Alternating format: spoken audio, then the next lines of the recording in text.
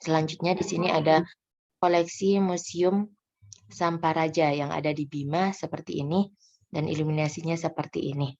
Koleksi museum yang gambar ke-7 ada di koleksi Museum Babullah Ternate. Selanjutnya gambar yang ke-8 yakni mushaf dari Kesultanan Sumbawa. Selesai ditulis pada Kamis 24 Muharram 1254 Hijriah atau 19 April 1838 Masehi. Nah, ini seperti ini.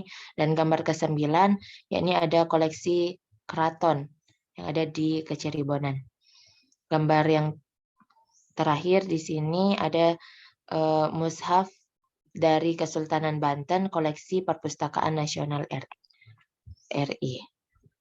Mungkin itu saja yang dapat saya sampaikan.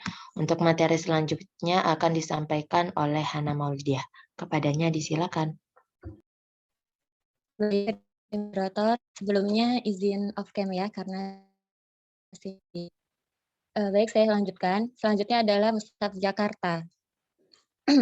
Al-Quran Mushaf Jakarta secara resmi dimulai ditulis tahun 1420 Hijriah atau 30 Desember 1999 dan selesai penulis 10 Ramadan 1421 Hijriah atau 22 Desember tahun 2000. Peresmian ditandatangani oleh Gubernur DKI Jakarta, Sutioso, mushaf dalam bentuk cetakan terbit hampir 2 tahun kemudian, sesuai tanda tasyi yang dikeluarkan oleh Lajnah Pentasi Mushaf Al-Quran Kementerian Agama, yaitu pada tanggal 12 Agustus tahun 2002. Penulis pencetakan Al-Quran Mushaf Jakarta terdiri atas ide atau pemarkasa yaitu Haji Sutioso, pembina Dr. Jailani, penanggung jawab Haji Fauzi Bowo, pengarah Dr. Andes Haji Afandi Anas, anggota Bamus Betawi, para ulama habaib, koordinator yaitu Dr. Andes Haji Abdullah, bendahara Haji Syamsul Bahri, pelaksana Damiri Yayasan Mushaf Al-Quran Jakarta, bidang perencana, bidang kaligrafi Baikuni Yasin, sebagai ketua Mahmud Arham, Haji Hawi Hasan, Islahuddin, Ali Bustanul Arifin. Bidang iluminasi diantaranya ada Ahmad Haldani sebagai ketua, Aris Kurniawan, Muhammad Kusnawijaya, Ahmad Nazar, Dik Riyama. Berikut ini contoh iluminasi pada awal mushaf, surat Al-Fatihah dan permulaan surat Al-Baqarah. Kemudian yang di bawah itu terdapat halaman judul di awal mushaf. Terdapat selanjutnya di sampingnya terdapat iluminasi tengah mushaf awal surat Al-Kahfi dan terdapat juga contoh mushaf Jakarta dan gambar kulit.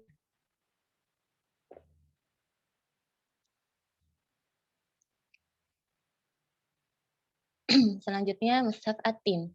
Mushaf ini adalah cetakan faksimili atas manuskrip indah Mushaf Al-Quran Ibu Hajah Siti Hartina Soeharto. Mushaf ini dicetak dalam 3 ukuran, yaitu ada yang ukuran kecil, sedang, dan besar. Jumlah iluminasi terdapat 33 desain. Dari 93 desain dalam manuskrip aslinya yang berukuran 102 kali 73 cm.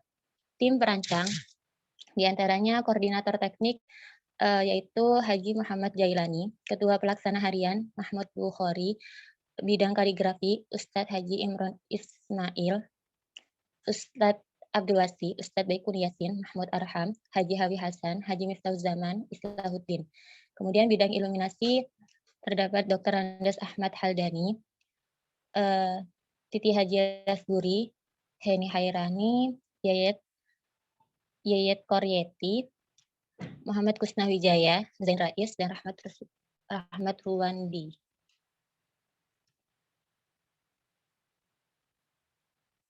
Kemudian ini terdapat halaman iluminasi surat Al-Fatihah. Kemudian di sampingnya iluminasi surat Al-Baqarah pada halaman pertama, kedua, dan ketiga. Kemudian iluminasi akhir surat An-Nahl dan awal surat Al-Isra. Kemudian terdapat kolofon di akhir mushaf. Slide selanjutnya.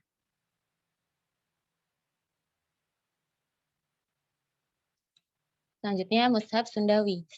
Sundawi yang digunakan dalam Al-Quran, Mushaf Sundawi adalah istilah yang dikaitkan dengan konsep desain dan tatanan iluminasi yang diterapkan pada setiap halaman mushaf ini. Pada prinsipnya ada dua jenis sumber inspirasi atau acuan desain yang digunakan. Yang pertama adalah referensi berasal dari motif Islami Jawa Barat, misalnya memola masjid, motif batik, ukuran mimbar, mihrab, dan artefak lainnya. Dengan catatan bahwa motif-motif tersebut tidak bersifat berbentuk manusia ataupun berbentuk binatang. Kemudian jenis yang kedua itu desain yang bersumber pada sejumlah flora tertentu yang khas Jawa Barat seperti Gandaria dan Patrakomala.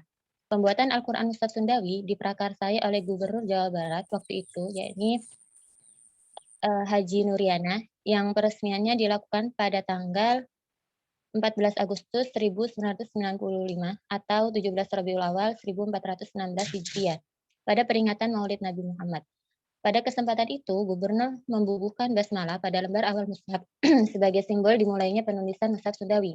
Untuk mewujudkan Al-Quran yang sahih dalam segi penulisannya dan estetis dalam sejahannya, dibentuklah tim kerja yang terdiri atas para ulama, ahli kaligrafi, pakar estetika seni rupa Islami, desainer spesialis iluminasi, peneliti, iluminator, ahli komputer grafis, fotografer yang menunjang penelitian desain, serta para ahli lainnya yang membantu pelaksanaan secara umum. Demikian pula para pentasi mushaf Sundawi selesai dikerjakan pada bulan Januari tahun 1997. Manuskripnya kemudian disimpan dalam peti yang didesain secara khusus. Slide selanjutnya.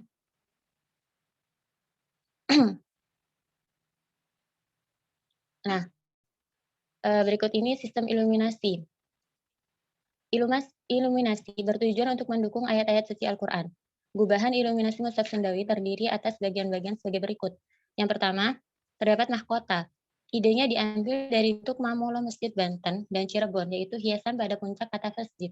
Konsep mamolo diterapkan pada Sundawi karena kedudukan mamolo yang terkait erat dengan konsep bangunan arsitektur tradisional masjid di Jawa Barat. Yang kedua, terdapat bingkai atau frame adalah gubahan ruang sebagai tempat untuk mengungkapkan ragam hias Jawa Barat yang diuntai mengelilingi ayat suci Al-Quran dengan maksud memberikan dukungan makna ayat sekaligus memberikan identitas Jawa Barat. Yang kemudian ketiga, terdapat tanda-tanda baca, digubah dengan tujuan untuk lebih memperjelas peran tanda-tanda baca tersebut, sekaligus dapat dipakai sebagai unsur yang memperindah mushaf Sundawi secara keseluruhan. Keempat, sumber ragam hias iluminasi diambil dari motif-motif tradisional yang dikembangkan dan ditambah dengan sumber ragam hias lain dari khas Jawa Barat. Sumber ragam hias tersebut dapat merupakan wakil dari wilayah-wilayah budaya Jawa Barat maupun wilayah pemerintah secara keseluruhan. Terdapat 17 desain wilayah budaya yang masing-masing akan menempati satu juz berlainan. Selain itu, terdapat 3 desain khusus untuk menghiasi halaman Ummul Quran, Nisful Quran, dan Khatmul Quran, serta beberapa halaman tambahan. Slide selanjutnya. Nah, berikut ini terdapat kulit mushaf Sundawi. Di sampingnya ada halaman iluminasi awal mushaf, yaitu surat Al-Fatihah, yang di Al-Baqarah yang di kiri. Yang di bawah itu adalah iluminasi akhir mushaf, dan kemudian di sampingnya ada iluminasi awal surat At-Taubah. Yang selanjutnya adalah Mushaf Istiqlal. Penulisan Mushaf Istiqlal diresmikan oleh Presiden Soeharto pada Festival Istiqlal I, yakni pada tanggal 15 Oktober 1991 atau 7 Muharram 1412 Hijriah, dan diluncurkan oleh Presiden Soeharto pada Festival Istiqlal II pada tanggal 23 September 1995. Sebelum diresmikan, mushaf ini telah mengalami pentasian oleh Lajnah Pentasi Mushaf Al-Quran yang selesai pada 6 Juni 1995.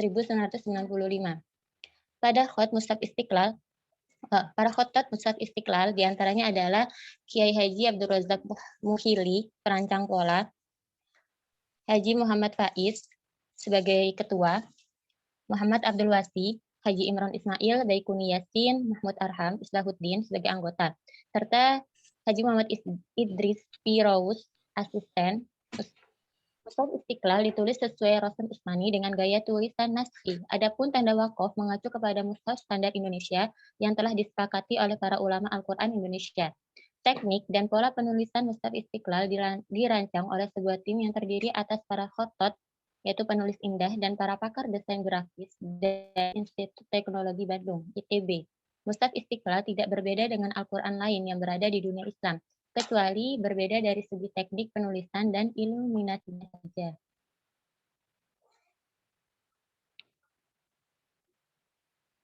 Nah, selanjutnya ini adalah spesifikasi yang menjadi ciri khas Mushaf Istiqlal antara lain sebagai berikut. Pertama, surat Al-Fatihah ditulis dalam 2 halaman, bersebelahan, kanan dan kiri. Iluminasi 2 halaman Ragam Budaya Indonesia menghiasi khot surat Al-Fatihah sebagai Ummul Quran. Kedua, seluruh halaman Mushaf Istiqlal dihiasi dengan beragam iluminasi yang diinspirasi dari ragam hias seluruh provinsi dan didukung oleh 40 wilayah budaya Indonesia pada saat itu. Disambung iluminasi untuk surat Al-Fatihah, Ummul Quran, tengah mushaf, Nisful Quran, dan akhir mushaf, yaitu Khatmul Quran, dirancang khusus disebut sebagai iluminasi Nusantara. Setiap 2 halaman, iluminasi berganti dari satu wilayah budaya ke wilayah budaya lainnya. Ketiga, setiap awal surat ditulis di awal halaman. Keempat, setiap awal juz ditulis dengan huruf lebih tebal, terletak di berbagai posisi, yakni di awal atau di tengah halaman. Kemudian selanjutnya, iluminasi dirancang oleh para ahli desain grafis Indonesia. Dan setiap halaman memuat 13 baris, kecuali halaman akhir surat yang diisi dengan iluminasi tambahan. Selanjutnya, tanda wakaf lazim lebih ditonjolkan dengan warna merah daripada tanda-tanda wakaf lainnya. Dan juga tanda-tanda juz, hizib, sajadah, dan ruku diberi iluminasi khusus yang berbeda satu sama lain dan terletak di tepi halaman. Sistem penulisan Mushaf Istiqlal mengenai golden section, yaitu tata letak yang serasi, indah dipandang, dan tidak membuat penat mata pembacanya. Jumlah halaman ada 970, lebih banyak daripada mushaf biasanya. Alat tulis yang digunakan disebut handam yang banyak tumbuh di negeri tropis seperti Indonesia dan Malaysia. Tinta yang digunakan adalah Martin's Black, Star India, Amerika, dan kertasnya bermerek Durex X dari Jerman. Ciri lainnya, ini tidak disebut dalam buklet Mushaf Istiqlal, adalah penulisan ayat yang menggunakan model teks dengan model teks tengah, center text, model penulisan teks Quran seperti ini, senyatanya tidak lazim dalam tradisi penulisan Al-Quran di dunia Islam sepanjang masa. Satu menggunakan model teks tengah adalah Al-Quran berwajah puisi yang digagas oleh kritikus sastra H.B. Jasin dan kaligrafinya ditulis oleh Khotot Didin Sirojuddin pada tahun 1980-an. Mushaf yang diterbitkan oleh PT Intermasa Jakarta ini menjadi kontroversi. Perbedaan antara kedua Quran yang menggunakan model teks tengah ini adalah pada pemenggalan ayat. Pemenggalan ayat pada Mushaf Istiqlal tampaknya tidak mempertimbangkan pengertian atau makna ayat, sedangkan pada Quran berwajah puisi, pemenggalan ayat diperhitungkan menurut pengertian atau makna ayat, sehingga seakan-akan seperti suatu puisi. Pada akhir baris ayat sering terdapat tanda wakaf. Makna ayat, terutama ayat-ayat pendek yang mempunyai makna universal, memang cukup enak membaca mushaf ini. Bagaimanapun, penulisan Quran model teks tengah seperti kedua mushaf ini tidak umum di dunia Islam, dan dalam kenyataannya tidak mudah dan tidak sepenuhnya diterima oleh masyarakat luas. Mushaf Istiqlal hanya dicetak 1 kali, dan Quran ingin menulis dicetak 2 kali. Karena iluminasinya yang demikian indah, banyak orang ingin memiliki Mushaf Istiqlal, tetapi memang tidak mudah karena mushaf ini tidak pernah dipasarkan untuk masyarakat luas.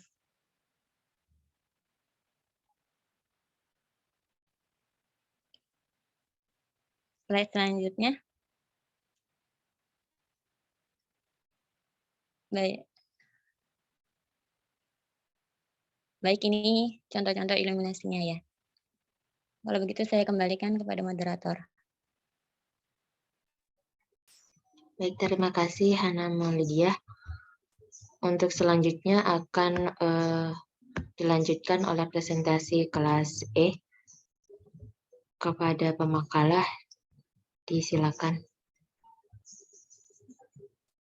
Ahmad Hawasi selaku dosen kajian Mushaf Al-Quran serta teman-teman kami sekalian yang berbahagia. Baik, kami dari kelompok 3 kelas E yang insya Allah akan memaparkan makalah pada hari ini. Adapun kelompok kami, saya sendiri Rafia Aras selaku moderator, Saila Rahmani, Mutmainnah, dan Uti Wulandari. Baik, untuk mempersingkat waktu, makalah yang akan dipaparkan oleh Saila Rahmani. Kepadanya waktu dan tempat kami persilahkan.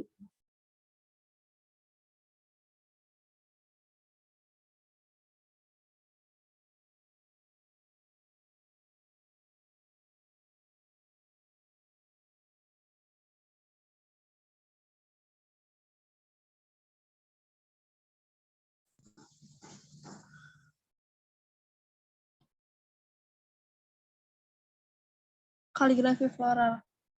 Aceh adalah salah satu contoh yang baik untuk kaligrafi floral yang banyak ditulis atau dilukis oleh seniman naskah Nusantara. Dalam mushaf asal Aceh yang kira-kira ditulis pada abad ke-19, ini kaligrafi floral yaitu La ilaha illallah ditulis di setiap pojok iluminasi mushaf. Di sini tampak kalimat tersebut menyatu dengan hiasan bermotif floral di sekitarnya. Tidak hanya dalam naskah, di Aceh model kaligrafi seperti ini juga ditemukan pada ukir kayu. Kaligrafi gaya floral seperti ini merupakan bagian dari khazanah kaligrafi Nusantara yang memiliki keunikan tersendiri. Nah, ini untuk contoh kaligrafi Aceh dan kaligrafi floral Acehnya. Berikutnya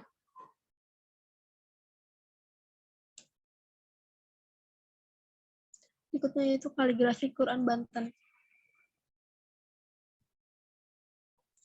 Ciri khas kaligrafi Quran Banten yaitu memiliki naskah-naskah Quran Banten memiliki ciri khat nasqi yang dapat dikatakan istimewa dalam tradisi penyalinan mushaf Nusantara. Sesuatu yang belum ditemukan dalam tradisi kaligrafi di wilayah lain. Dari beberapa mushaf yang ada, kita dapat menemukan gaya tulisan Banten. Khat tersebut terlihat tidak hanya untuk menulis teks Al-Quran yang biasanya dianggap lebih istimewa, namun juga menulis terjemahannya dalam bahasa Jawa atau PNRI A54. Yang tampak adalah ekor waw dan ro yang tidak menjulur ke bawah, tetapi agak naik ke atas. Huruf dal dan dal akhir ditarik langsung dari bagian atas garis vertikalnya, dan tidak dari bagian bawahnya seperti lazimnya dalam kaidah penulisan kaligrafi yang populer. Merupakan ciri khas gaya naskhi Persia. Demikian pula dalam naskhi India karena kemiripan keduanya cukup dekat. Di gambar di samping itu contoh kaligrafi Quran Banten.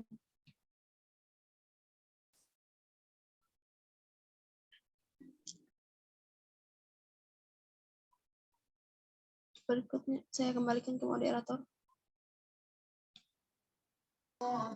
Baik, terima kasih Kak Saila. Untuk pemakalah selanjutnya saya persilahkan Kak Uti Wulandari. Waktu dan tempat saya persilahkan.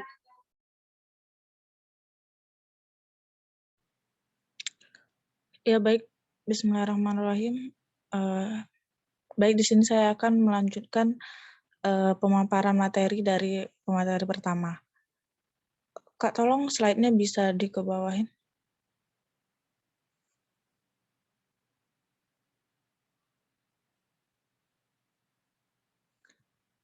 Halo Kak Saila.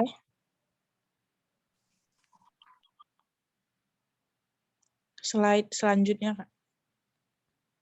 Atau hanya cuman di saya aja ya, belum bergerak?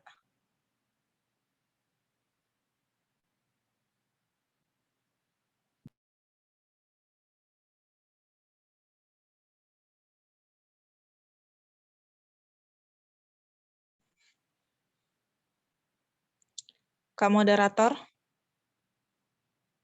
Iya Kak. Ini Kak Kayaknya Saila. Kak Saila iya lagi kayaknya Kak.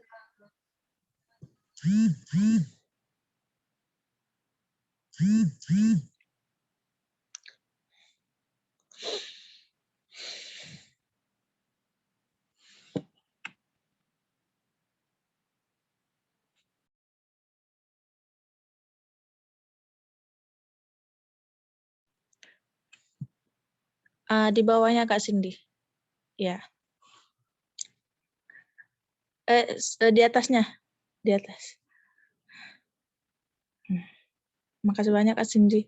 Baik, di sini saya akan memaparkan seni mushaf Nusantara dari masa ke masa. Mushaf Al-Quran itu disalin sesuai dengan latar budaya dan kondisi zamannya. Jadi tidak heran kalau pada setiap masing-masing daerah memiliki seni Al-Quran yang berbeda-beda karena juga memiliki budaya dan ciri khas masing-masing. Lokalitas budaya tempat mushaf disalin merupakan faktor yang ikut menentukan dan mempengaruhi variasi bentuk, motif, warna iluminasi, demikian pula gaya kaligrafinya. Dalam taraf tertentu,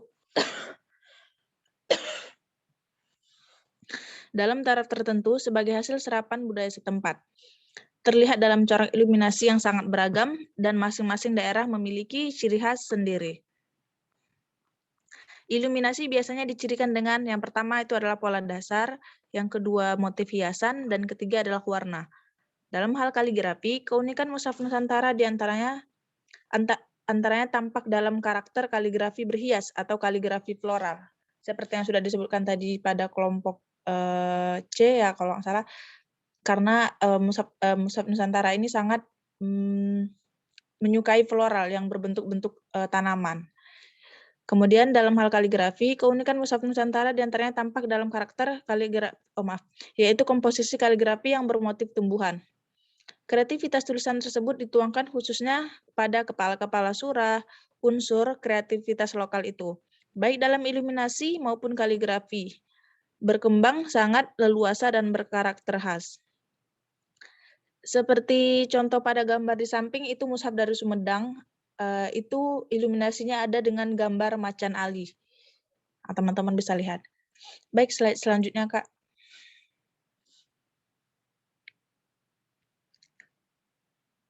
Selanjutnya Kak Cindy. Baik, ini adalah Quran Istana Nusantara.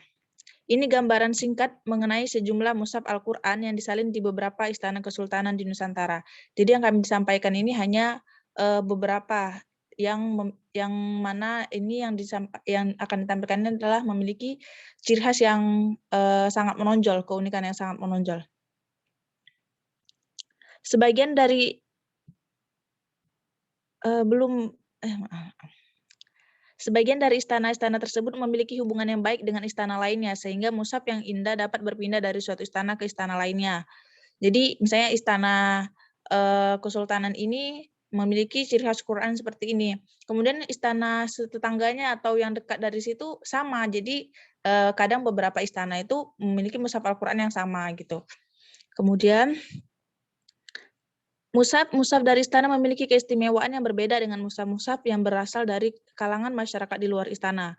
Keistimewaan itu terutama dalam hal keindahan iluminasi, kaligrafi, desain, dan kelengkapan teksnya.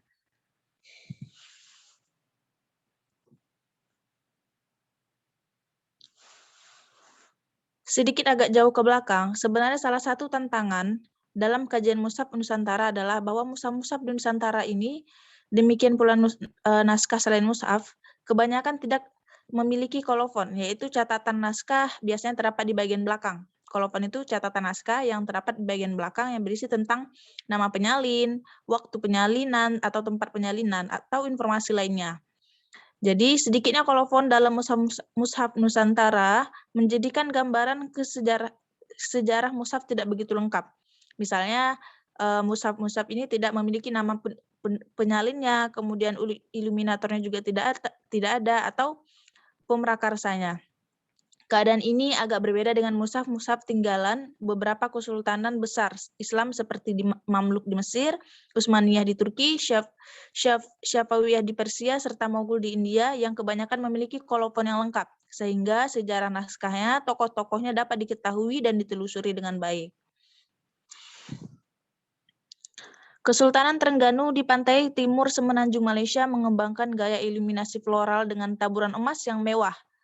Nanti kita bisa lihat gambarnya. Kemudian mushaf-mushaf dari Kesultanan Terengganu inilah yang terkesan paling mewah atau paling glamor dengan penggarapan detail yang menawan. Terengganu juga mengembangkan pola-pola desain yang beragam seperti tampak pola kedua mushaf itu. Kemewahan itu juga tampak dalam sebuah mushaf dari Kesultanan Bima yang berdasarkan iluminasi dan kaligrafi juga berasal dari Terengganu. Kesan mewah dalam taburan emas juga tampak pada mushaf dari negeri Melayu lainnya, yaitu Kesultanan Riau Lingga. Teman-teman bisa lihat di sini, yang sebelah kanan pojok atas itu yang milik Terengganu Malaysia, yang paling yang paling glamor tadi, yang memiliki banyak terbuat dari emas. Kemudian yang di bawah itu juga koleksi Masjid Raya Sultan Riau, yang sebelah kirinya dan sebelah kanannya itu koleksi Museum Lingga Cahaya.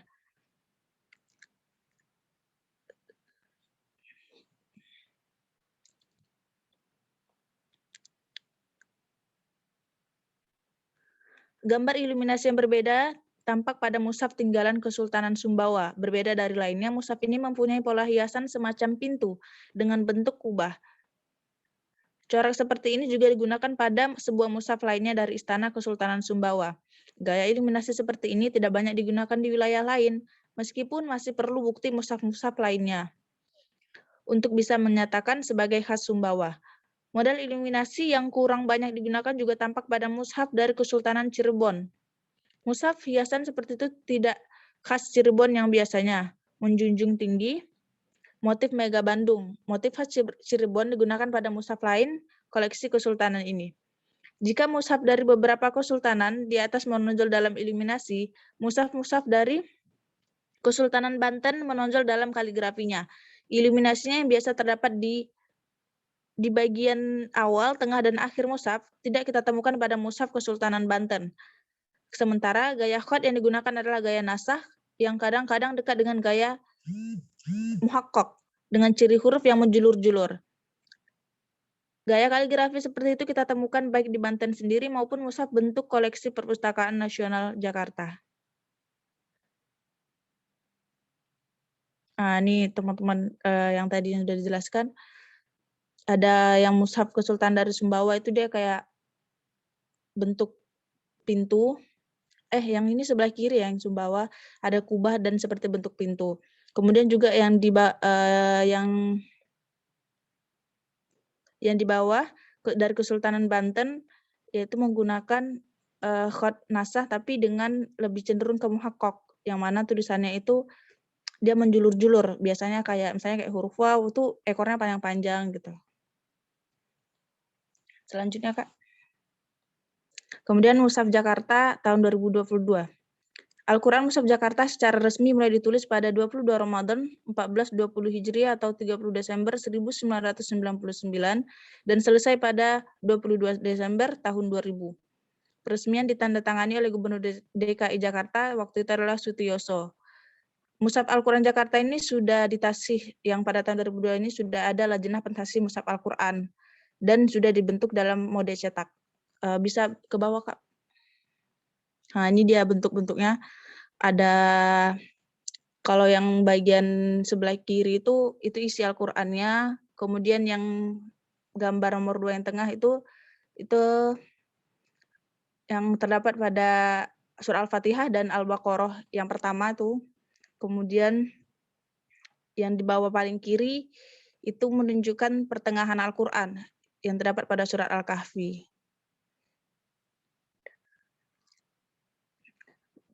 Baik, kemudian Mushaf Al-Banjari. Mushaf Syekh Al-Banjari merupakan karya yang indah dengan hiasan dan lukisan yang sangat jarang ditemukan dalam tradisi penulisan mushaf dunia Islam pada umumnya. Di bagian pinggir halaman dilengkapi bacaan qiraat sab'ah. Mushaf ini merupakan salah satu kebanggaan masyarakat Kalimantan Selatan. Metode tulisan tangan ini mulai dikembangkan lagi pada tahun 1995 sampai tahun 2011. Hal ini kembali dilakukan untuk menjaga tradisi penulisan mushaf Al-Quran. Beberapa mushaf yang muncul pada masa ini seperti Mushaf Keraton Ngayogyakarta, Mushaf Jakarta, dan Mushaf Atin, dan lain-lain.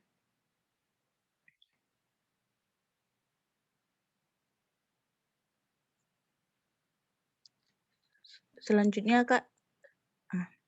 Kemudian ada Mushaf Bone, teks Al-Quran Mushaf Bone berukuran 34,5 x 21 cm, berjumlah 529 halaman, dan halaman yang ditempati teks berjumlah 513 halaman. Tiap halaman terdiri atas 13 baris, kecuali pada halaman yang terdapat iluminasi, hanya diisi 5-9 baris.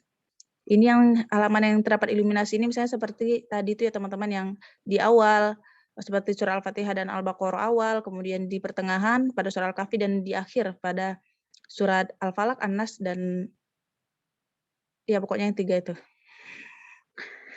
Kemudian jenis kertas yang digunakan adalah kertas bertanda air watermark dari Eropa, sebagaimana yang digunakan Jehonic dan Zonen. Kemudian kondisi naskah mushaf Boneh terbilang masih sangat baik dan lengkap, 30 juz. Mushaf ini dijilid dengan kulit hewan yang kemungkinan besar produksi Eropa. Di bagian tepi luar kertas diwarnai dengan warna ungu. Tiap bagian terdiri atas 10 juz yang ditandai adanya pemberian mahkota dan bingkai.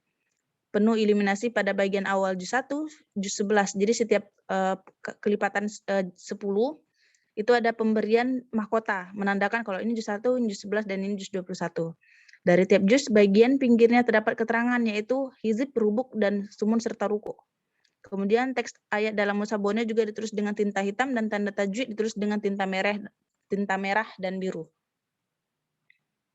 Mushaf Boneh dilengkapi dengan catatan qiraat yang ditulis di bagian tepi mushaf. Jadi mushaf Boneh ini di bagian tepi-tepi mushaf atau teks ayatnya itu ada catatan qiraatnya. Kemudian rasam yang digunakan dalam mushaf tersebut adalah rasam Utsmani, ditulis dengan menggunakan khat tughra.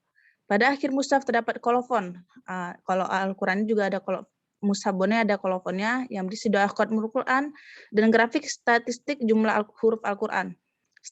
Statistik ini berjudul Bayan al-Adad allati ta'allaqat bil Qur'an al-Majid. Adapun isi kolofon sebagaimana disebutkan situ adalah, maka selesai sudah pembuatan mushaf agung ini yang indah dan megah pada hari Selasa di bulan Ramadan yang penuh rahmat pada sholat asar di hari 25 Ramadan di kota Laika pada masa pemerintahan kita. Semoga Allah memperpanjang hidupnya dan melindungi keadilannya di tanah Boneh di tahun 1219 Hijriah.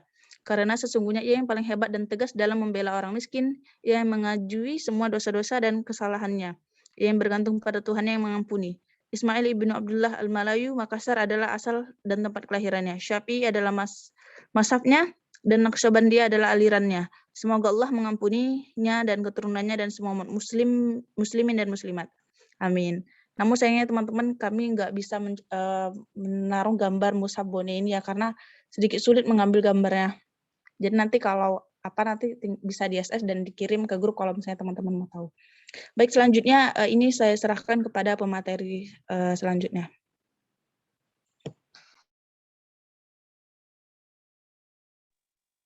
Baik, bismillahirrahmanirrahim, langsung saja. Mushaf Atin. Mushaf ini adalah cetakan faksimili atas manuskrip indah Mushaf Al-Quran Ibu Haji Fatimah Siti Hartinah Soeharto. Mushaf ini dicetak dalam 3 ukuran, yaitu besar, sedang, dan kecil. Jumlah iluminasi 33 desain. Dari 93 desain dalam manuskrip aslinya yang berukuran 102 x 73 cm. Tim perancang atau perencanaan koordinator teknik Haji Muhammad Jailani, Ketua Pelaksana Harian, Mahmud Bukhari, bidang kaligrafi, Ustadz Haji Imron Islamil, Ustadz Abdul Wasi, Ustadz Baikuni Yasin, Mahmud Arham, Haji Hawi Hasan, Haji Miftahuzaman Islahuddin, bidang iluminasi, Dr. Andes Ahmad Hardani, Dr. Anda Titi Haji Rasburi, Dr. Anda Heni Hairani, Dr. Anda Yeyet Dek Koryati, Dr. Andes Muhammad Pusnawijaya, Dr. Andes Zain Rais Rahman Ruandi. Buklet Mushaf Atin yang berisi penjelasan mengenai konsep kaligrafi dan iluminasi, sumber ide, iluminasi, keterangan tanda baca, wakaf, daftar juz, dan surat, serta struktur organisasi pelaksanaan dan skema teknis kerja dalam pembuatan Mushaf Atin. Slide selanjutnya, Kak. Nah, ini ada contoh gambarnya ya. Langsung saja, Kak, slide selanjutnya.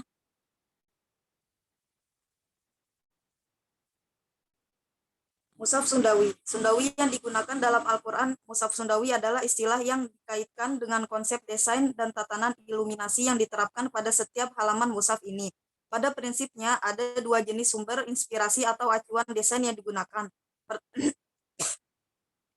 Pertama yang referensinya berasal dari motif Islami Jawa, Jawa Barat, misalnya memolo masjid, motif batik, ukiran mimbar, mihrab, dan artefak lainnya, dengan catatan bahwa motif-motif tersebut tidak bersifat antropomorfik dari bentuk manusia ataupun zoomorfik dari bentuk binatang. Jenis motif kedua yaitu desain yang bersumber pada sejumlah flora tertentu yang khas Jawa Barat seperti Gandaria dan Patra Komala. Slide selanjutnya, Kak. Langsung Mushaf Istiqlal lagi ya, Kak. Bawahnya lagi. Mushaf Istiqlal. Penulisan Mushaf Istiqlal diresmikan oleh Presiden Soeharto pada Festival Istiqlal 1, 15 Oktober 1991 atau 7 Muharram 1412 Hijriah, dan diluncurkan oleh Presiden Soeharto pada Festival Istiqlal 2, 23 September 1995, 27 Rabiul Akhir 1416 Hijriah.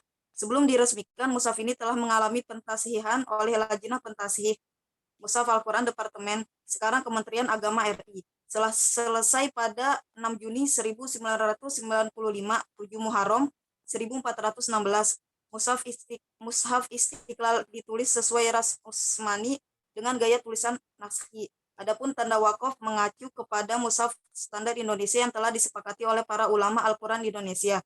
Teknik dan pola penulisan Mushaf Istiqlal dirancang oleh sebuah tim yang terdiri atas para khotot, penulis indah, dan para pakar desain grafis dari Institut Teknologi Bandung. Mushaf Istiqlal tidak berbeda dengan Al-Quran lain yang beredar di dunia Islam kecuali dari segi teknik penulisan dan iluminasinya. Sekian, saya kembalikan ke moderator. Baik, terima kasih Kak atas pemaparan materinya. Baik, untuk sesi selanjutnya adalah sesi tanya jawab. Di sini kami akan membuka sesi pertama untuk 3 penanya. Untuk teman-teman yang ingin bertanya, dipersilahkan. Assalamualaikum Kak, Winda izin bertanya boleh? Punten. Silahkan Kak Winda. Baik Kak, Winda izin bertanya. Jadi kalau dulu kan emang setiap daerah itu punya mushaf dengan ciri-ciri tertentu itu karena emang zaman dulu itu kan kayak keterbatasan gitu ya Kak. Nggak ada teknologi-teknologi zaman sekarang kayak gitu. Nah, tapi sejak tahun 1848 itu kan udah ada pencetakan Al-Quran itu sendiri ya, di mana pada saat itu tuh dimulai dari Palembang. Palembang tuh mulai ngadain pencetakan Al-Quran gitu. Nah, muskilnya itu, masalahnya itu, kenapa pada tahun 1999 itu yang tadi, dan tahun selanjutnya itu masih disusun, masih berusaha dibuat mushaf-mushaf daerah lainnya kayak mushaf Jakarta dan semacamnya gitu. Kenapa nggak disamaratain aja gitu? Kan notabene juga udah ada teknologi gitu, ya udah disamaratain aja gitu mushafnya, nggak usah ini ada mushaf Jakarta, ini ada mushaf ini gitu-gitu. Terima kasih. Baik, terima kasih Kak Winda. Ya, Assalamualaikum warahmatullahi wabarakatuh. Kakak pemakalah kelas B sama kelas E, saya izin bertanya. Kan mungkin kalau kita mempelajari seperti ini kita tahu ya, kalau Sundawi itu kayak gini, terus Mushaf Banten itu kayak gini gitu kan.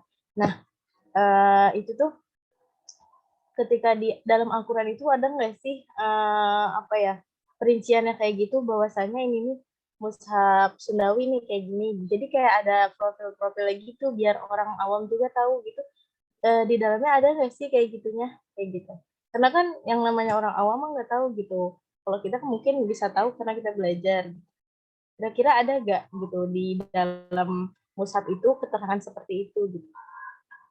Terus satu lagi, saya mau minta tolong jelasin yang Al-Quran Istana. Saya masih belum paham gitu, masih terngiang maksudnya tuh gimana sih Al-Quran Istana, apa di setiap kerajaan itu mempunyai istana dan dia mempunyai Al-Quran tersendiri atau bagaimana gitu Kak. Terima kasih. Baik Kak Yunita, terima kasih juga.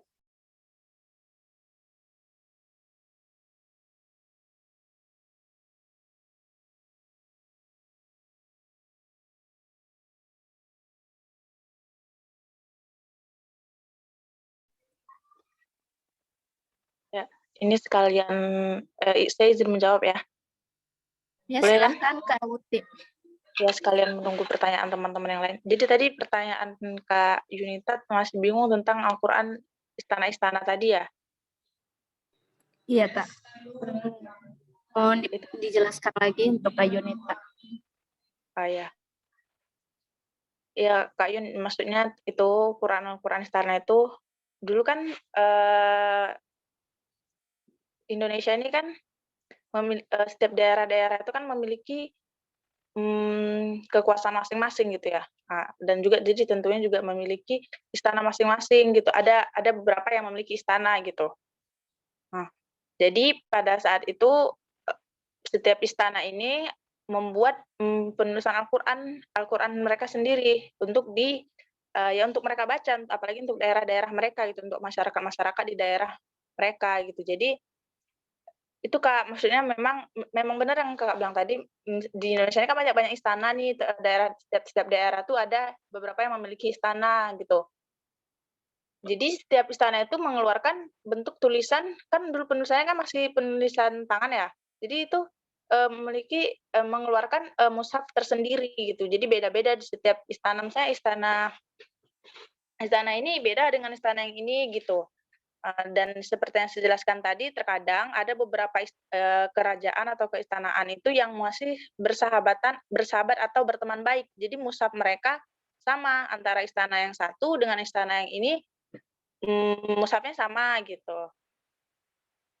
Terus juga model bentuk tulisannya juga otomatis juga berbeda-beda karena kan setiap yang sudah saya jelaskan tadi, setiap daerah memiliki ciri khas dan budayanya masing-masing. Dan itu sangat mempengaruhi dalam penulisan naskah ini, Kak. Jadi penulisan naskah mushaf ini setiap istana itu berbeda-beda. Mungkin nanti Kakak bisa lihat gambar-gambarnya tadi ya, itu kan kayak museum kayak tadi yang di Trengganu itu kan dia glamor tadi ya, kayak banyak ada emas-emasnya. Kemudian terus juga tadi ada juga di Riau gitu, tadi juga ada memiliki pakai emas juga. Tapi beda kalau kayak di Banten tadi beda lagi, kalau di Banten itu dia ciri khasnya mereka pada penulisannya gitu. Mungkin teman-teman kelas B bisa menambahkan atau teman-teman yang lain.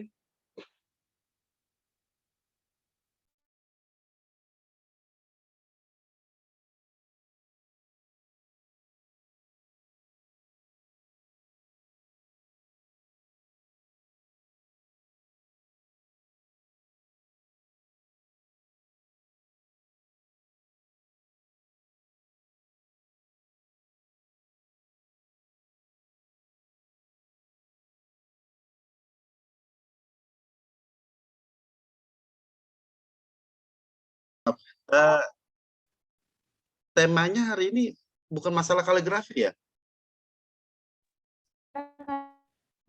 Saya kira kaligrafi. Bukan, Bapak. Berarti masih yang minggu kemarin berarti nggak masuk?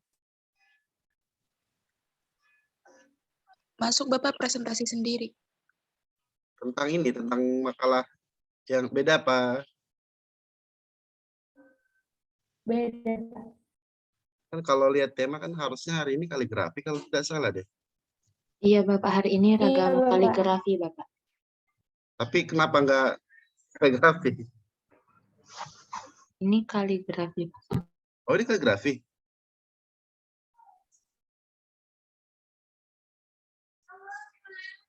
Dijelaskan tadi, saya kan tadi ketinggalan ya. Dijelaskan tidak tadi ragam-ragam kaligrafinya? Lebih ke iluminasi sih, Pak. Karena nanti iluminasi kan beda lagi, ada lagi. Iya, minggu depan iluminasi. Iya, makanya nanti untuk perbaikan makalah, perbaikan ya, nanti tolong lebih banyak bicara masalah kaligrafinya gitu kan, bahwasanya kaligrafi di dunia Islam itu banyak sekali ya sebetulnya ya. Cuma yang ramai dipakai itu ada 7. Ada naskhi, ada kufi, ada diwani jali, dan seterusnya. Itu yang maksud saya, yang kalian harus tahu. Walaupun sebenarnya dalam prakteknya atau dalam mushaf itu tidak semua digunakan gitu kan. Ya, kalau kita lihat mushaf itu kan, misalnya kalau teks ayat Al-Qur'an itu biasanya menggunakan khat naskhi gitu misalnya ya. Kemudian penamaan surahnya itu misalnya atau suratul Fatihah Makkiyah misalnya atau Madaniyah itu biasanya menggunakan khat sulus. Jadi kalian bisa tahu atau bisa identifikasi sendiri jenis font kaligrafi. Karena gini, pada prinsipnya bahwa Al-Qur'an diturunkan oleh Allah Subhanahu wa taala itu lafaznya, tulisannya, dan juga maknanya. Jadi inna nahnu nazzalna dzikra wa inna lahu lahafizun. Sesungguhnya kami yang menurunkan Al-Qur'an dan kami pula yang menjaganya. Penjagaan Al-Qur'an oleh Allah Subhanahu wa taala meliputi berbagai macam aspeknya. Aspek baca misalnya. Al-Qur'an itu terpelihara dari aspek bacanya. Jika ada kesalahan-kesalahan baca dalam Al-Qur'an, maka yang paling bertanggung jawab atau yang paling mempunyai tugas dalam hal itu adalah ilmu tajwid dan ilmu qiraat. Nah, bacaan dengan menggunakan ragam qiraat atau dengan tajwid itu adalah hal yang pokok. Tetapi di perjalanan waktu bahwa ada hubungan antara kitab suci dengan kebudayaan. Nah,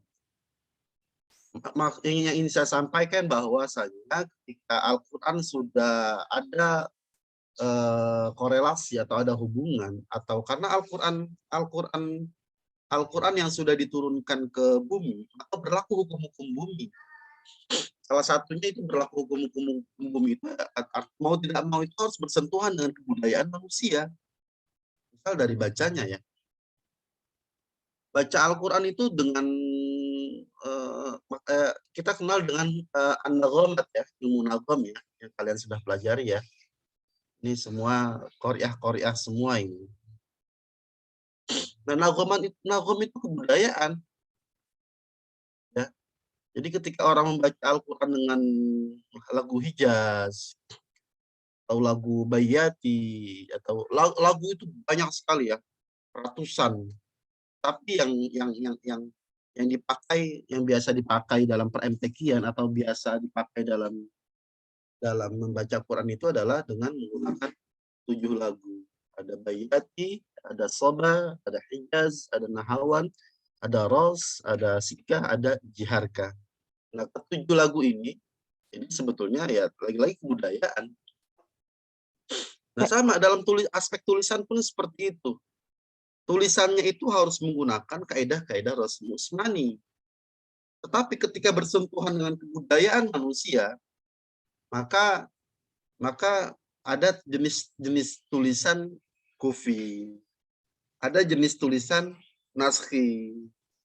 Jadi tulisannya apa saja, tulisannya itu mau jenis khat apa saja, yang penting tidak keluar dari kaidah Rasm Utsmani. Sama, bacaannya pun apa saja, menggunakan lagu apa saja, yang penting tidak keluar dari kaidah-kaidah tajwid atau kaidah-kaidah qiraat. Bisa dipahami ya? Orang mau baca surah Al-Fatihah dengan baca Hijaz. A'udzu billahi minasyaitonir rajim.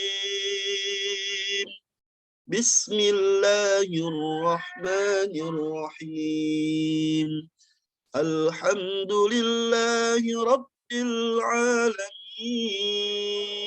Oh, bener nggak itu Hijaz? Nyerempet-nyerempet sih. Tahu lagu Bayyati. Bismillahirrahmanirrahim. Alhamdulillahi rabbil alamin. Dan seterusnya. Ya, daripada kagak. Nah, itu itu kalian lebih tahu lah, kalian ada mata polanya di situ. Itu dari aspek bacaan ya, bahwa bacaan Al-Quran itu tidak boleh keluar dari kaidah-kaidah tajwid atau dari kaidah-kaidah qiraat. Tetapi dia mau pakai lagu apa ya terserah gitu. Tidak mesti gitu. Nah, yang kita bahas itu adalah terkait dengan saya tidak ke sana ya, tadi dibahas mushaf Atin, mushaf Istiqlal, itu sebenarnya itu harusnya masuknya ke kemarin itu. Mushaf Nusantara ya, bahwa di Nusantara ini mempunyai ciri-ciri mushaf sendiri-sendiri. Ini saya ingin bahas masalah ragam kaligrafi dulu. Nah, misalnya dalam ragam kaligrafi ya,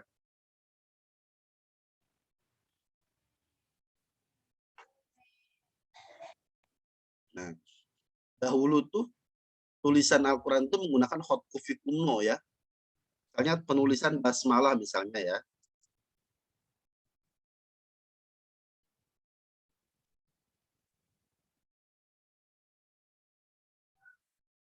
Nah, tulisannya seperti ini kurang lebih ya. Hot kufi yang tanpa ada titik atau harokat. Kemudian berubah menjadi hot naskhi.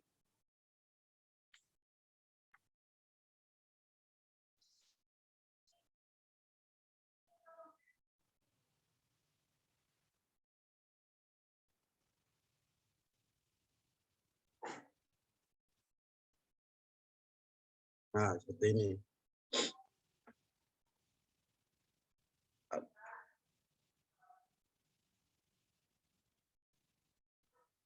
Jadi jenis hot yang ada itu banyak sekali ya. Secara umum bahwasanya jenis hot itu ada 7. Tapi nanti tadi kalian dengar ada yang istilah muhakkok, ada yang istilah mail, itu cabangnya. Kayak misalnya kalau kalian belajar nagam itu kan ada misalnya ada sikah Misri, ada sikah Turki, atau ada dalam nahawan itu ada lagu usyak, ada lagu, nah itu cabangnya gitu. Tetapi pada prinsipnya ada 7 yang biasa digunakan. Nah, kalau kita lihat di permushafan, yang hot yang biasa digunakan itu nanti tergantung mushafnya atau tergantung kaligrafernya gitu. Beda ya antara iluminator, ada masing-masing ada tugasnya. Ada iluminator, ada kaligrafer atau hot ya. Kalau iluminator itu adalah yang bertugas membuat hiasan-hiasan di mushaf. Tapi kalau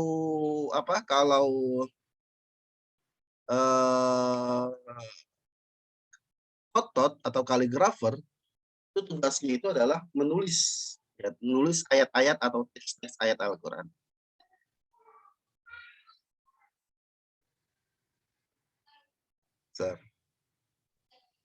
Misalnya di cover Mushaf Madinah ini yang saya tampilkan.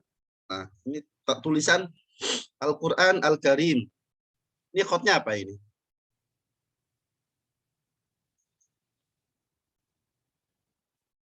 Al-Quran Al-Karim, apa hotnya? Sulus bukan, Pak? Ya, ini hotnya hot sulus ya. Hot sulus. Kemudian ini juga tulisan Mushaf Al-Madinah An-Nabawiyah masih sulus. Terus tulisan Majma' Al-Malik Fahad ini tulisan hot. Nah, ini nanti bisa kalian identifikasi bahwasanya nanti mushaf yang kalian jadikan tugas, nanti kalian bisa identifikasi jenis hotnya gitu. Dari berbagai macam tulisan. Pokoknya ada tulisan Arab, kalian identifikasi. Ini tulisan waqfu lillahi ta'ala, ini tulisannya hotnya hot naskhi. Kemudian ini tulisan suratul Fatihah, suratul Baqarah, ini hotnya hot sulus. Bismillahirrahmanirrahim, surah Al-Fatihah dan teks semuanya ini menggunakan hot naskhi dan seterusnya dan seterusnya. Nah, semuanya teksnya itu menggunakan hot naskhi.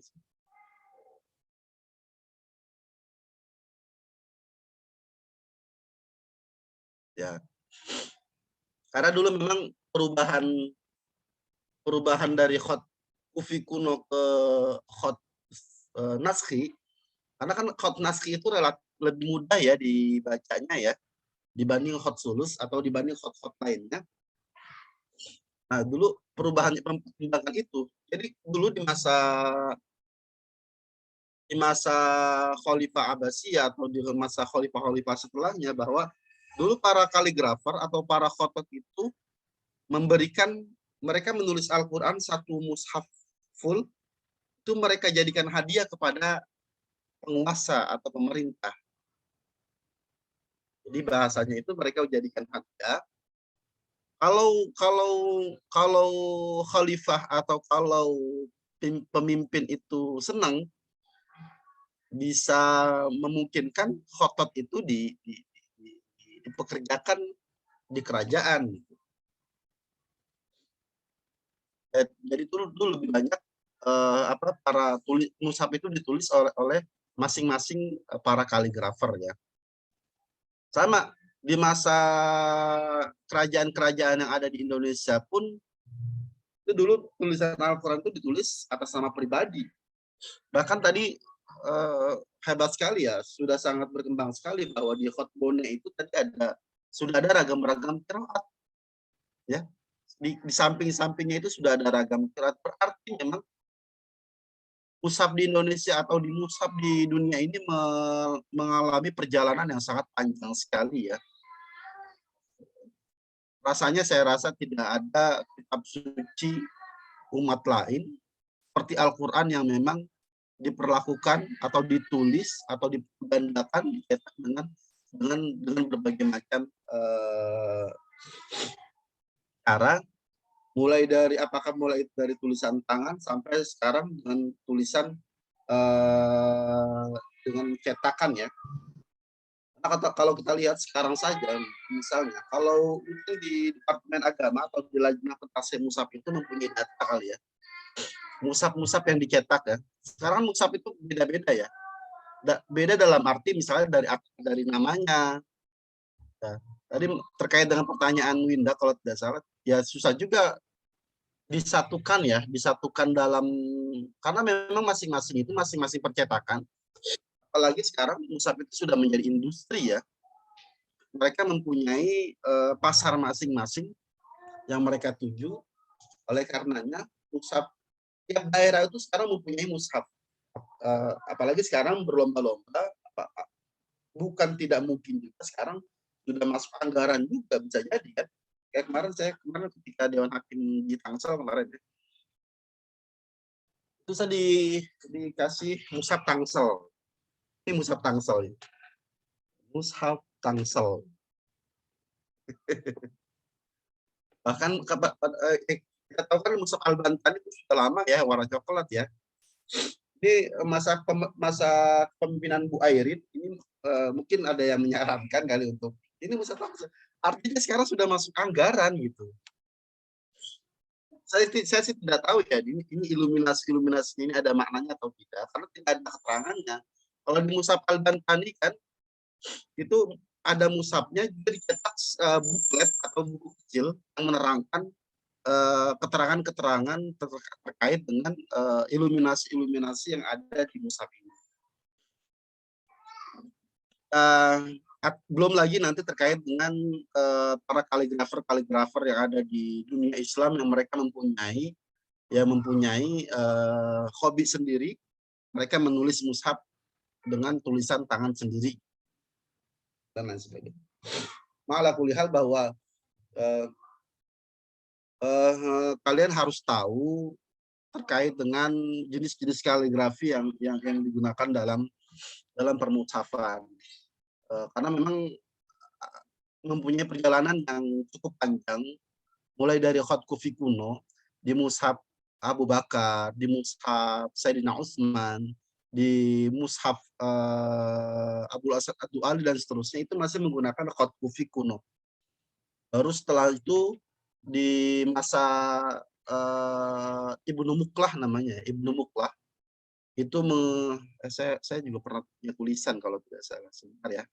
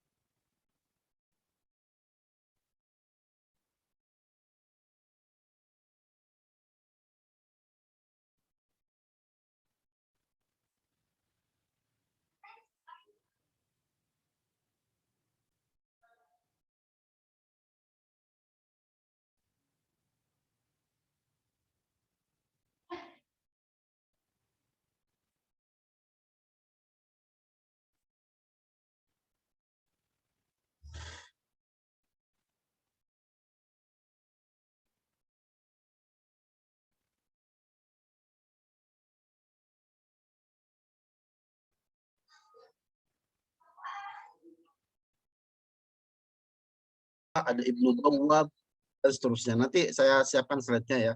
Saya cari dulu. Ini pertemuan-pertemuan berikut.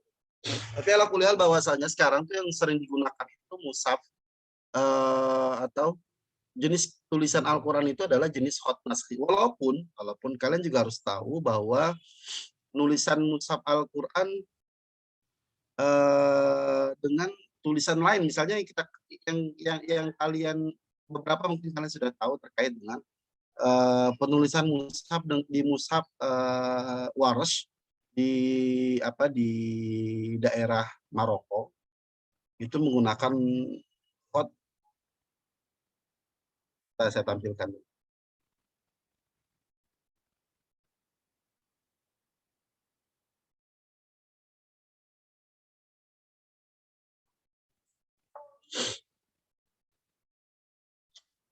Nah, ini khat apa ini?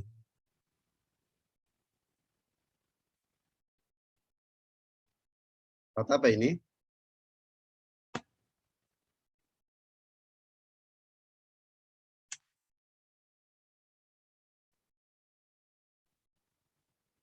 Nah, ini tulisannya tulisan Maghribi ya. Tulisannya tulisan Maghribi karena memang ini mushaf atau digunakan di daerah Maroko. Riwayatnya pun riwayat yang berbeda. Itu riwayatnya riwayat Warsh ya. Ini mempunyai tulisan yang cukup unik ya. Nah, ini menjadi kekayaan atau menjadi khazanah yang ada di dunia Islam ya. Itu terkait dengan, nah kebetulan ini salah satu mushaf yang saya gunakan untuk saya teliti dalam disertasi saya. Nah, mohon doanya saya tanggal 14 hari Senin, saya ada sidang pendahuluan. Jadi salah satu yang saya teliti ini, saya menyoroti terkait dengan ada bacanya atau harokat-harokat yang ada dalam mushaf. Saya bandingkan salah satunya di sini. Nah, mulai dari fathahnya, kasrohnya, dhammahnya, atau terkait dengan tanda tashilnya, kayak misalnya nih. Kalau dibaca Warsh kan, innal ladzina kafaru sawa'un 'alaihim anzartahum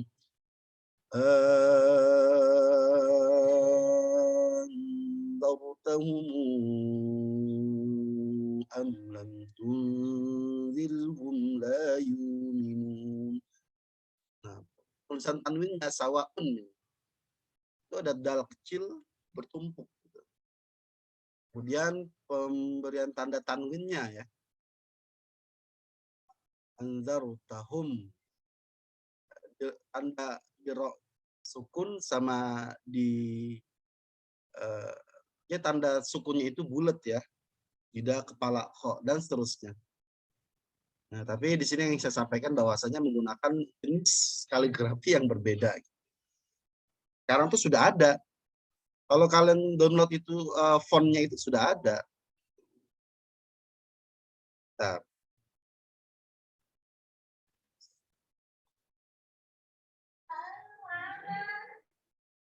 Nah, kayak gini jenisnya tuh. Saya ketik yang lain. Alhamdulillah Rabbil alamin.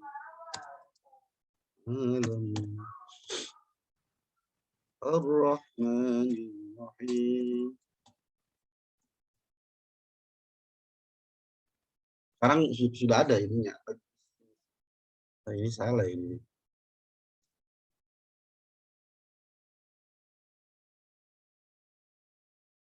Tapi sudah lebih rapi dibanding tadi mushaf tadi ya. Kalau mushaf tadi itu lebih meliuk-liuk tadi tulisan. Nah, jangan itu di buku atau di kitab-kitab yang berbahasa Arab itu penggunaan khat naskhi itu lebih didominasi. Karena lebih mudah dibaca dibanding khat lainnya. Kalau khat lainnya itu kita agak sulit kalau kita baca ya. Kalau khot biasanya tuh kalau khot-khot yang lainnya itu digunakan untuk hiasan-hiasan biasanya. Khot sulus atau di hiasan-hiasan masjid dan lain sebagainya itu biasanya menggunakan khot-khot yang memang secara seninya itu lebih dan relatif lebih sulit untuk dibaca. Ya, minggu lalu ada pertanyaan yang tidak terjawab atau gimana?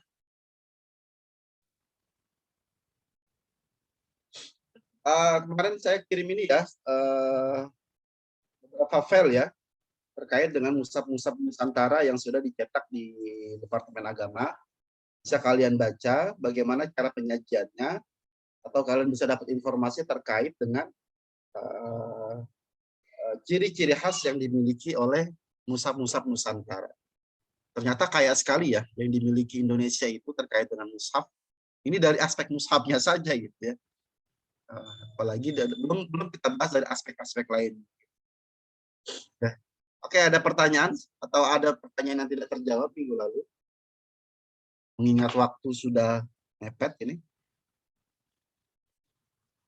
Bapak izin bertanya boleh? Silakan.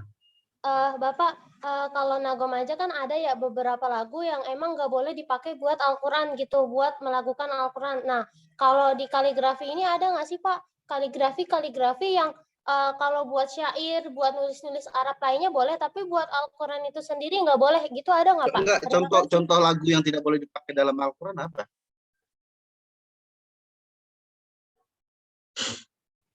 Kalau katanya lagam Jawa nggak boleh Pak, nah, katanya, tapi nggak tahu juga. Tapi itu masalah khilafiyah ya.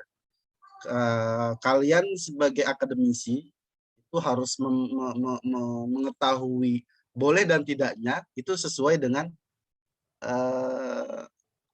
ilmu ya, tidak dengan katanya, tidak dengan harus tahu dari memang terkait dengan langgam Jawa itu memang ada perbedaan ya, ada perbedaan antara boleh atau tidak. Cuma kalau menurut saya ini pendapat saya pribadi ya, terserah itu mah. Ada yang kalau menurut saya sih boleh-boleh saja. Selama kaidah tajwidnya itu tidak dikorbankan gitu. Karena kenapa? Karena dampaknya gini. Bagaimana dengan orang-orang tua yang ada di dusun atau yang ada di kota memang sudah terbiasa membaca Al-Quran itu seperti berdendang kan A'udzubillahi. Saya sih nggak ngerti ya. Dendang Jawa itu seperti apa? Masa yang kayak gitu dilarang? Itu yang pertama. Yang kedua, lagi-lagi tujuannya buat apa? Cuma permasalahannya kalau pantas atau tidak itu hal lain, gitu kan? Tapi itu hal lain lah. Itu pembahasan yang cukup panjang lah. Gitu. Itu perdebatan yang cukup panjang sampai sekarang juga masih diperdebatkan walaupun sebenarnya jelas ya. Kalau masalah perdebatan itu tidak bisa kita ambil satu sisi, kita harus sadar bahwasanya ada yang setuju dan ada yang tidak setuju. Tetapi dalam aspek tulisan pun, karena gini, dalam aspek tulisan, Nabi itu tidak pernah memerintahkan untuk menulis dengan jenis tulisan tertentu. Perintah Nabi itu hanya la taktubu anni syai'an siwal Qur'an, in katabahu falyamhu. Jangan kalian tulis apa yang keluar dari saya itu kecuali Al-Quran. Kalau sudah terlanjur nulis, ya dihapus. Takut tercampur antara Al-Quran dan bukan Al-Quran. Artinya apa? Di situ Nabi tidak memerintahkan tulislah dengan khottu fi kuno. Tidak. Pokoknya tulis dengan, pada waktu itu kan yang berkembang itu adalah khottu fi. Maka ditulis khottu fi pada waktu itu. Jadi mau nulis dengan jenis khot apa saja itu tidak ada larangan ya. Yang pasti bahwa tulisannya itu tidak keluar dari Rasul Utsmani, apalagi terkait dengan mushaf Al-Quran gitu. Dan media-media penulisannya itu pun tidak media-media yang suci, misalnya menulis teks Al-Quran dengan darah itu kan juga menjadi pembahasan para ulama kan. Ya, itu. Tapi terkait dengan jenis khotnya itu ya terserah ya. Kalau itu diwajibkan atau ditentukan khot tertentu gitu, Bagaimana dengan tulisan kita? Tulisan kalian itu apa khotnya? Kalian bisa nebak nggak? Tulisan Arab kalian itu maksudnya khot apa? Khot bin nafsi, Pak. Ya kan? Kalian itu mempunyai kontribusi yang sangat besar menambah khot di dunia Islam. Ini khot apa ya? Saya sendiri nggak tahu nih khot apa Pak ya. Tapi kayaknya di dalam khot yang 7 itu nggak ada itu. Oh berarti ada nambahlah 8 khot tulisan kalian. Ya itu jadi kalau memang diwajibkan itu mempersulit sama dalam bacaan juga. Apakah 7 nagom itu kita diperintahkan untuk membaca dengan 7 nagom itu? Kan tidak kan? Bagaimana dengan nagom-nagom yang biasa kalian gunakan dalam membaca gitu kan? Bismillahirrahmanirrahim. Itu lagunya lagu apa gitu? Iya kan? Kalau kalian setoran itu kepada para instruktur, itu kalau diwajibkan sama instrukturnya, tolong setorannya pakai lagu Nahwan ya. Tolong setorannya pakai lagu Jaharka ya. Itu kan repot itu. Tapi mau lagunya lagu apa, yang penting yang pokok itu adalah bahwa kaidah-kaidah tajwidnya itu tidak keluar dari bacaan atau kaidah-kaidah qiraatnya. Terpahami ya, Winda ya? Baik, Iya, Pak. terima kasih Pak. Ada yang lain? Silakan.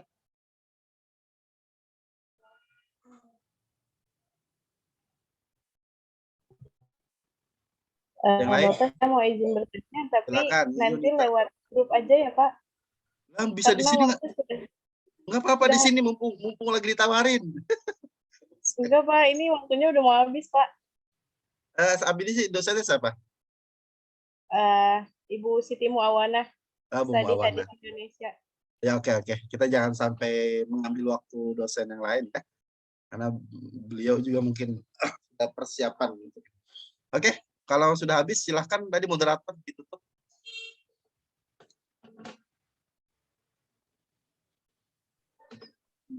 Baik, terima kasih Bapak atas penambahannya. Mungkin itu saja presentasi dari kami kelompok 3 kelas B dan kelas E. Mari kita tutup presentasi pada pagi hari ini dengan melafadzkan hamdalah. Alhamdulillahirabbil alamin. Terima kasih. Wassalamualaikum.